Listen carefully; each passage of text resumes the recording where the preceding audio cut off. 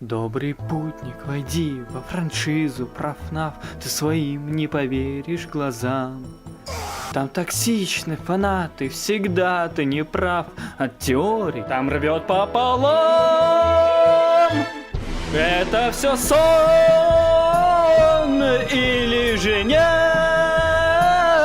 Ты будешь гадать, весь лор изучать, выслушивать бред. Но спустя столько лет не выйдет финал, но новый фильмец покажет крутец, сразит наповал. Или же нет? Ага. У твоих коллег уже у каждого по фильму, а ты все с мультиками да игрушечками балуешься. Я не верил. Я до самого последнего не верил, что фильм по ФНАФу выйдет. За столько лет ожиданий с 15-го года, спустя столько вбросов и инсайдов, что вот-вот мы что-то там делаем, я полностью потерял веру в то, что фильм когда-либо выйдет. Это как эффект мальчика, кричавшего волки. Я не верил, когда вышел трейлер, я не верил, когда вышла дата выхода, я не верил, когда покупал билеты и шел в кинотеатр. Я до самого последнего момента не верил. Но вот, я сижу в кинотеатре, и начинается фильм. Фильм по ФНАФу.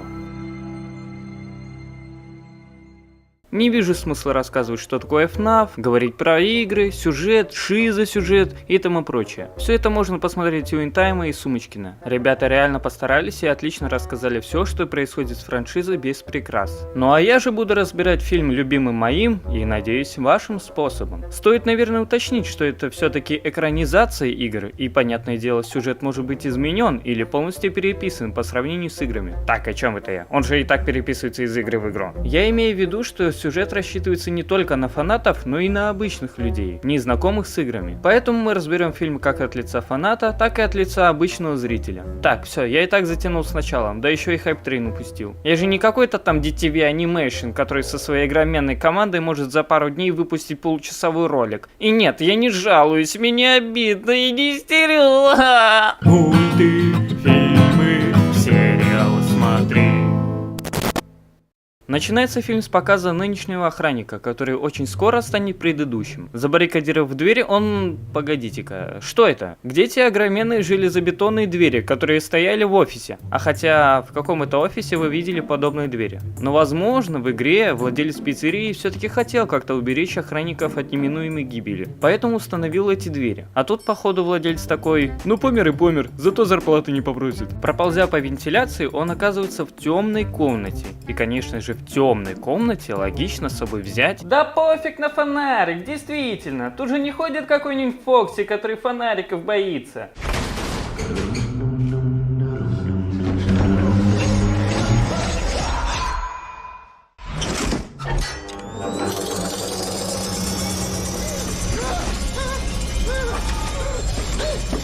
Наверное, долго подбирали актера для таких глубоких изречений.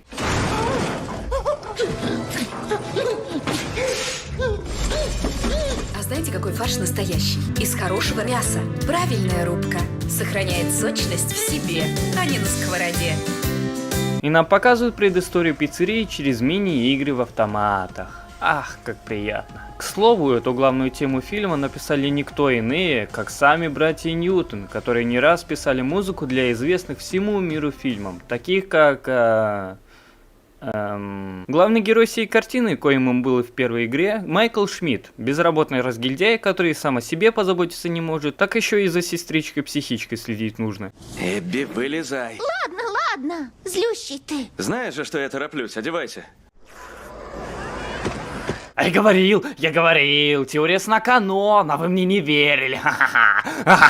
Майкл Шмидт замечает, что какой-то мужик уволакивает куда-то ребенка, и он сразу побежал блюсти закон. Вот молодец, вот это я понимаю, красавчик. Ты у нас совсем больной? Избил парня средь бела дня на глазах его сына. Вот это послужной список. Продавец в магазине шин уволен через 2 месяца. Медиамир. Неделя. Был уборщиком, набил морду бомжу. Продавец мороженого заморозил детей. Так держать. Консультант предлагает ему работу ночного охранника, но Майк не принимает ее, так как ночью он занят очень важными делами. Спит. Иди поешь. Не хочу. Делай, что хочешь. Но имей в виду, что детишки, которые не едят, так никогда и не вырастают. Потому что умирают. От голода. В общем, Майкл Шифт уже кучу лет подряд, каждую ночь при помощи звуков природы возвращается в свое детство, чтобы как-нибудь вспомнить лицо того, кто похитил его брата Гаррета. Теперь неудивительно, что его сестра с невидимками общается. Вы посмотрите на него. И этому дегенерату доверили заботу о психически нездоровом ребенке? Джейн. И после того, что он сделал с тем беднягой. Это буквально я на любой вечеринке. Также пытаюсь притвориться частью интерьера. Короче, бабенке нужны выплаты с ребенка, а Майклу, ясное дело, не хочется, чтобы какая-то мымра воспитывала его сестру. Другая мымра-нянька же куда лучше.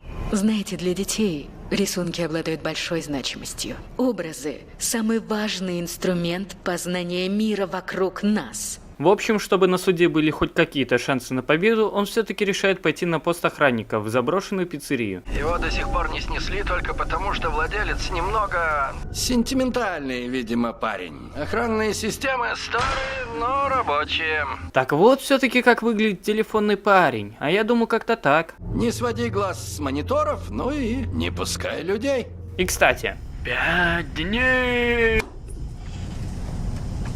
Чё? Приветствуем в пиццерии Фредди Фазбера. Если вы смотрите это видео, значит... скоро умрёт. И следите, чтобы пиццерия Фредди Фазбера продолжала изумлять, еще очень долгий... Понял. он ходит по пиццерии, не канон. Майкл, разведуя обстановку, находит аниматроников. И как же они круто выглядят. Это прям лучшее решение. Не нарисовать аниматроников при помощи уже пресловутого 3D, а сделать настоящие огромные куклы, управляемые механически. Да, иногда в некоторых сценах использовались люди, но это не отменяет того факта, что создатели реально хотели сделать качественно. Решив прикорнуть, Майкл спит опять, оказывается в том самом воспоминании, где похищает его брата. Но теперь на него пялится 5 детей, которые потом убегают. А нафиг тогда приходили?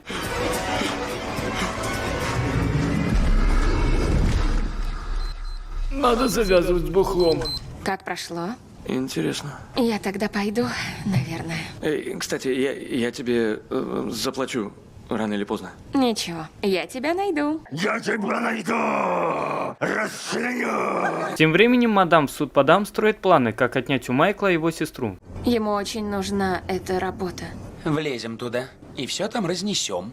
Вашего племянника уволят, судья отдаст вам девочку, а вы нам 2000 баксов. 1000. Только поскорей. Поторговаться там. Ты 2, она 1. Ты чуть меньше, она чуть больше. На 1,5 порешали. Нет? Торгуйтесь как Тинтин. Всего-то 2 золотых. Я дам вам 1. Идет. Только поскорей.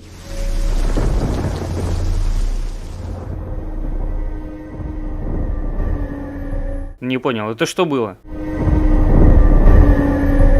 И это не у меня дефект. Я четко помню, что в кинотеатре был тот же самый скачок звука. За что платили звукорежиссерам? На следующей смене Майк, как обычно, работает в поте лица. Снова дети, снова убегают, отсылочка и порез. Неужели это отсылка на Марио? Майкл Флирт встречает полицейскую, которую зовут... Прошу, просто Ванесса. Ага, Ванесса, значит. Конечно, пофиг, что на момент событий фильма ей должно быть 3 года. Дети же так быстро растут. У тебя кровь, кстати. Ага, то есть порез был реальным. Хотя, может быть, ему просто приснилось, что его ранил пацан, в то время как на самом деле это был Фокси. Пришел к нему в кабинет и огрел крюком. Ну тогда почему он его не добил? Он что, добил? Я смотрю, ты здесь все знаешь. Стараюсь присматривать. Да и в детстве любила здесь бывать. Короче, Ванька немного рассказывает об этом месте, про то, что тут дети пропадали, людей посмертно увольняли, и между строк можно прочитать ненавязчивое. Беги, сука, беги! Сейчас тебе крышу снесет.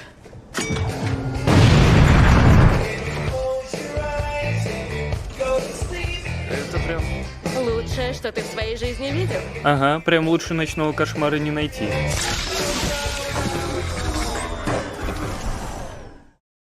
Так, я не понял, а чё свет вырубился? О, а это что? А, так это же копи-код. Он всегда работает без перебоев, ведь в нем можно очень быстро и просто пополнять баланс Стима, даже на казахстанских аккаунтах. Благодаря удобному калькулятору не придется запариваться с математикой, а с процентами и тем более, так как у копи-кода самая низкая комиссия на рынке. И пополнять максимально безопасно, так как не нужно вводить свой пароль, имя, возраст, место проживания, данные паспорта и девичью фамилию мамы. Просто вводишь логин и оплатить. Даже рыба с этим справится. Чем ты-то хуже? При этом, если авторизироваться с помощью ВК и Телеграма и ВК, то можно получить 50 бонусных рублей. А с моим промокодом комиссия снизится на 2%. Бери, пока не остыло. Так, это, конечно, все хорошо, но... Майк, включи уже свет, наконец. Так, на чем мы остановились? Ах да, наступило утро, казак ушел, а разбойники тут как тут. Ладно, разнесем на славу, но быстро. То есть у них реально нет дневного охранника? А какой тогда вообще смысл охранять эту помойку? Либо полностью, либо никак. Пока эти ломают все, что можно, за ними уже объявлена охота.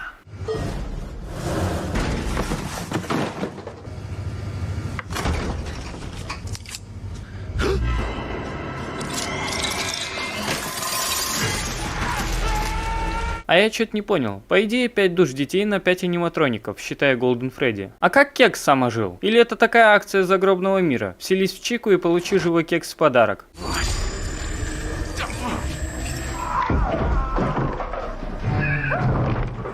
Хэнк?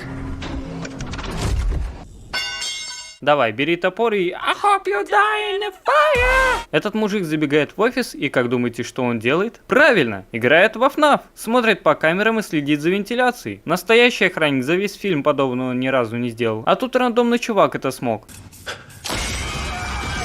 Джефф? Эй! За мной! Теплее. Чё ты делаешь? Перед тобой огроменная жуткая статуя. Фиг ли ты к нему в рот лезешь? У тебя что, вообще инстинкта самосохранения нет? Мне интересно, как ты проводишь свои выходные. Вот она! Змея! Ё-моё! Черт возьми, чуть не удрала!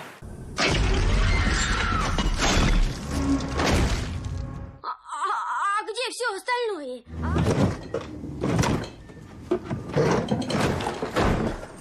Ты цела? Все выпало. Это просто бумажки. Они ничего не значат. Тогда зачем они тебе? Для костра. У нас же отопление отключили из-за неуплаты. Ты хочешь меня отдать? Эпс, нет, я... Привет, Ванесса. Что-то случилось? Узнаешь их? Это не то, что ты думаешь. Это лишь наркота в упаковке из-под снотворных. Я не спал на работе, честно-честно. Если ты обдолбался и забыл закрыть дверь, случайно или нет, ты виновен. В смысле? Он закрыл дверь, с него взятки гладкие. Владелец сам виноват, что дневного охранника не нанял. Ты не поймешь. Так объясни. Майкл Дрифт рассказывает Ване о том, как потерял брата и теперь постоянно ходит спать как на работу, чтобы найти убийцу. Да, везет не на сумасшедших. Здесь мне обычно говорят, что я псих. Я видела психов, и ты на них не похож. Ты еще хуже. По щелчку пальцев начинается следующая ночь. И так как нянька по какой-то причине не пришла, Майк берет Эбби с собой. И он, конечно, учится на ошибках и больше на работе спать не будет. Конечно, естественно, пофиг, что тут дети пропадали, пофиг, что у тебя у самого брата похитили, пофиг, что в этом старом здании просто в любой момент может кирпич на голову упасть. Нет, пусть маленькая девочка гуляет, а я посплю пока. Вы те самые дети? Помогите вспомнить, кто похитил брата. Если покажем, что ты дашь взамен? 2 пакетика травы, 75 ампул мескалина. Ой, не успел дорисовать, я сейчас. Эбби! Съешь ее, не ешь меня, давай прощай, пока-пока! Они меня чуть насмерть не защекотали. Майк, это Бонни, Фокси и... Чикатило. Им нравятся рисунки. Спасибо, что со мной поиграли. То есть теперь аниматроники добрые, и они не хотят посмертно засунуть твое тело в костюм, думая, что ты голый эндоскелет. Нет, теперь они мирные и любят детские рисуночки. Вот до чего довели Блюмхаус. Это их фишка, превращать страшные ужасы в фильм 12+. Все, Эбби, идем. Пока. Вот, учись у ребенка. Днем спать, а ночью бодрствовать. Среди рисунков Эбби Майкл Винт находит сцену из его сна, которую она никак не могла узнать. Происходит небольшой диалог, который ни к чему не ведет, и раз, уже следующая ночь. А, ну да, это же 5 ночей с Фредди. Мы добавляем дни только для того, чтобы зрители не запутались. Кстати, а что если название на русском превратить в аббревиатуру? Понос, фу. Ваньке походу заняться нечем на должности офицера, и поэтому она ждет, когда уже можно начать подкатывать к Майклу. В играх, к слову, если вы помните, сложность увеличилась с каждой ночью. Аниматроники становились свирепее, и выжить было все труднее и труднее. А что же происходит тут, на 4-й ночи? Они все вместе, как дружная семья, строят крепости стульев. Это хоррор. Хоррор должен пугать. Зритель должен быть в напряжении, бояться любого, даже самого дешевого скримера.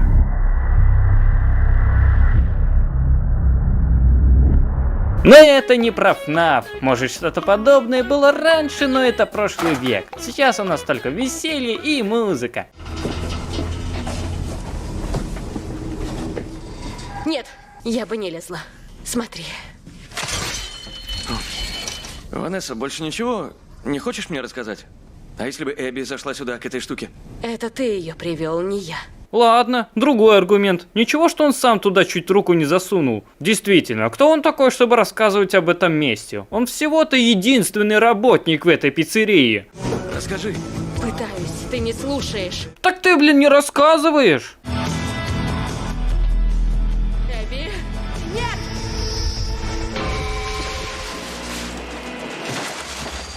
Эбби? Эбби?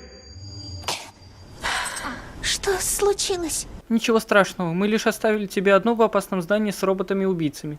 Со своей жизнью делай, что хочешь. Но если еще раз привезешь Эбби, я тебя пристрелю. Почему на тебя все всегда злятся? Может, плохо в голодных игры сыграл, не знаю. В общем, чтобы больше не подвергать себе опасности, он все-таки решает отдать ее старой корге. Дальше истерики, ты меня не любишь и тому прочее. Что делает Майк в данной ситуации? Правильно, идет на работу спать. И звание худшего брата года достается мне, конечно, а Майклу медалька за 2-е место.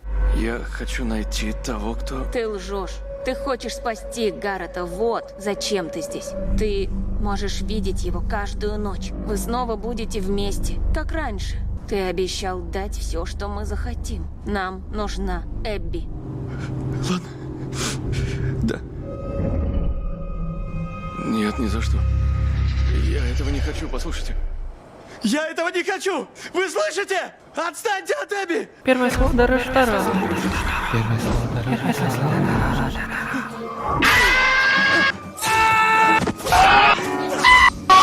После кошмара на улице Вязова Майкл Дуглас Бэй Джексон оказывается на том стуле, который без пик. Но ему, в отличие от предыдущего сидельца, повезло выбраться.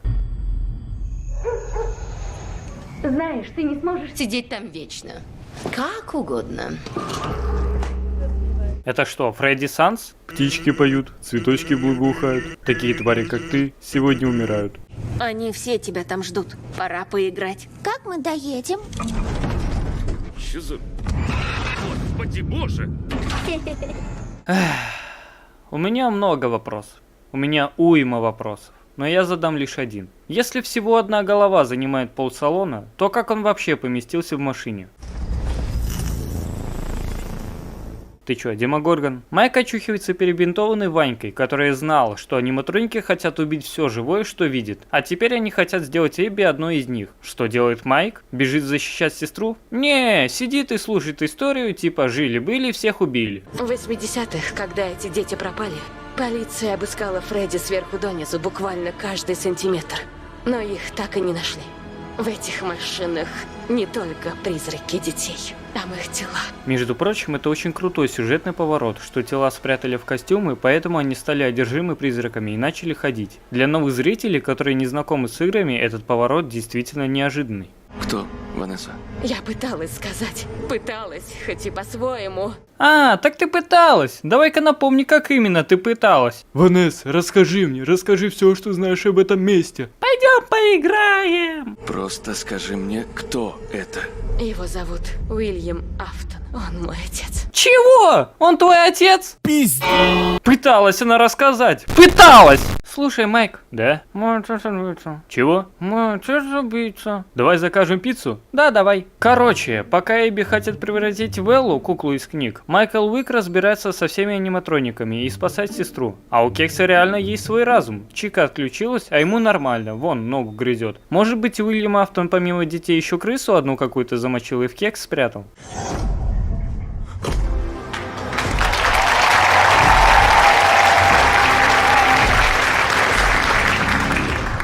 Фу, жирный. Многие фанаты говорят, что на этом моменте им не нравится сразу несколько вещей. Что голос Спрингтрапа более высокий, нежели в игре, костюм так себе похож, да и слишком прыткий и язвительный он какой-то. И мне хоть тоже это непривычно, но не будем забывать, что в игре Уильям уже хорошенько так пролежался, потому он был реально как полутруп. А тут он еще вполне себе здоровый человек, хотя таких индивидов людьми не называют. Просыпайтесь, детишки. Сейчас пойдем мочить в припрыжку. Прощай, Майкл Шмидт. Бросай нож. Я не шучу, папа. Ага, то есть главный злодей — это вот этот мужик-консультант, похожий на полковника Сандерса. Нормально так семья маньяков устроилась. Одна офицер полиции, а другой на работу людей устраивает. Я вам предлагаю устроиться воспитателем в детском саду. Там есть потайной чуланчик, где можно спокойно прятать тела. А вообще, с каких пор история с духами-маньяками превратилась в фильм про семейные разборки? Нет! Я не дам ее тронуть.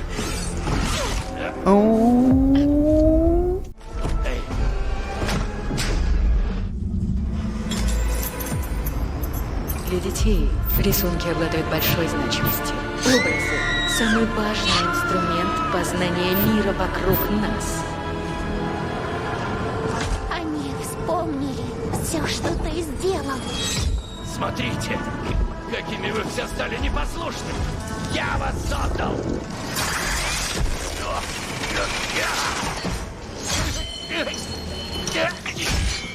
Так, не понял, а с чего пружинные держатели-то соскочили? В игре этому поспособствовала влага, а тут что, пошевелился как-то не так? Пузом, наверное, надавил. Да не, нормально до этого бегал, прыгал.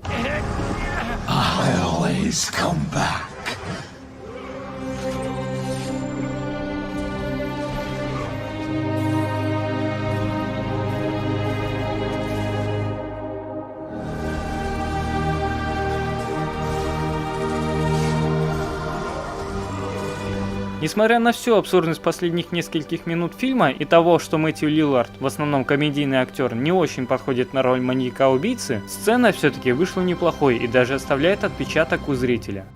Который потом развеивается эпилогом в стиле «И жили они долго и счастливо». Просто не верится, как она изменилась за эти дни. Конечно, ведь ничто так не налаживает психику, как мучительная смерть маньяка-психопата. Там еще дома у вас лежит труп вашей тетки, вообще жизнь хороша. Что бы вы ни делали, продолжайте. Продолжайте убивать маньяков и так... Что ты хочешь на ужин? Пиццу или спагетти? Все.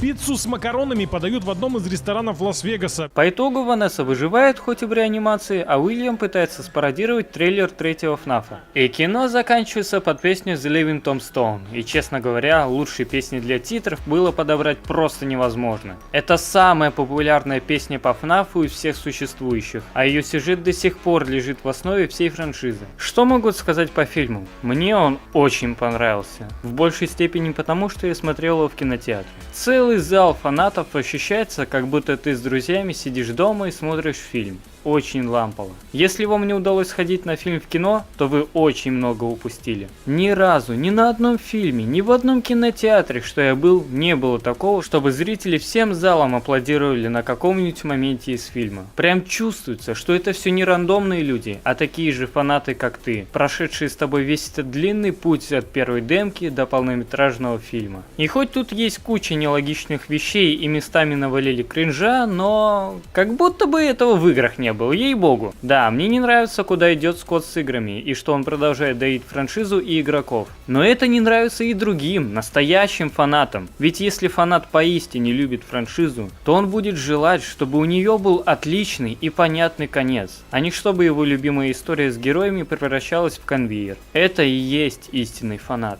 Фильм уже окупил себя в 10 раз, как-никак его ждали 8 лет. Уже анонсирована вторая часть, и надеюсь, что кое-кто увидит эту отдачу и решит наконец сделать фильм по кое-чему. А еще надеюсь, что еще кое-кто наконец сделает обзор еще на кое-что. Но об этом как-нибудь в другой раз.